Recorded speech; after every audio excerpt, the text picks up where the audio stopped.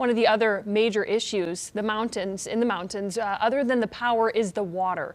Overflowing creeks and rivers led to water that's not safe to swim in, let alone drink. And water testing is showing that there's still a threat of E. coli and other dangerous bacteria. Queen City News anchor Derek Dellinger had a chance to speak with state health officials about those tests and with those on the ground in Asheville working on water quality. So Derek, just how much of a monumental task is that right now?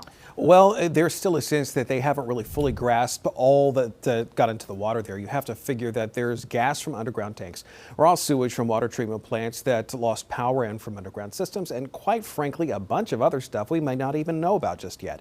And while, yes, the cleanup is happening in earnest, their tests do show contamination, and depending on where you are, it's quite a bit of it.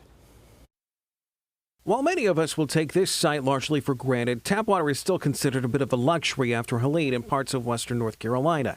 And tests show that there is still plenty of reason to be concerned about what's there. I mean, in Asheville, we're still drinking bottled water because the water treatment plant is still, working its stuff out at the moment. And also Brooke is with Mountain True, which is over the French Broad Riverkeeper program, which has a mission of keeping waterways safe to swim and drink. To say the least, that has been a problem since Helene. I've been telling friends, oftentimes I work on an issue for years, and it's something I don't really see it's not a tangible thing you can see the impact or the effect of. Whereas with Helene, we can really see the impact of that. Queen City News asked for details on water samples from the state and from Mountain True, and the numbers themselves still show issues with water quality. Water well tests in several counties and information current as of last week showed contaminated water at around a third of water wells tested in western North Carolina.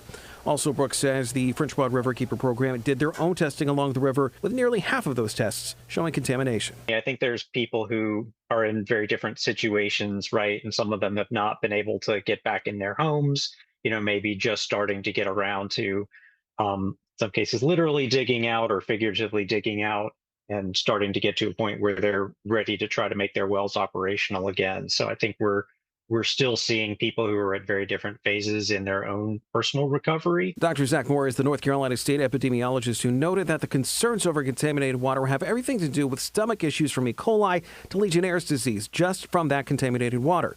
Water that, due to Helene, may be contaminated with gas from underground storage tanks and raw sewage from inoperable water treatment plants and pipe breaks. Moore says water wells have also been a huge concern with more remote communities. But we also know that there's still a lot of people who are without their primary water supply. There's a lot of people whose septic systems are not functioning. Things that don't really have a timeline of being back to normal just yet, in a storm that was anything but normal for the region. Looking forward, I think this will be kind of the elephant in the room. This will be the task for us and for a lot of other organizations going forward for the next few years, because it's about removing pollution sources for us, but it's also about how do we rebuild and how do we do it in a way that's sustainable where this doesn't happen again. Mountain True's Riverkeeper program just did testing on the French Broad River watershed, but the state results that we told you about in this story came from over 1,400 tests from water wells in 13 counties. And this emphasizes here the damage is more than to just Asheville. It's also to the surrounding communities in the mountains. Morgan.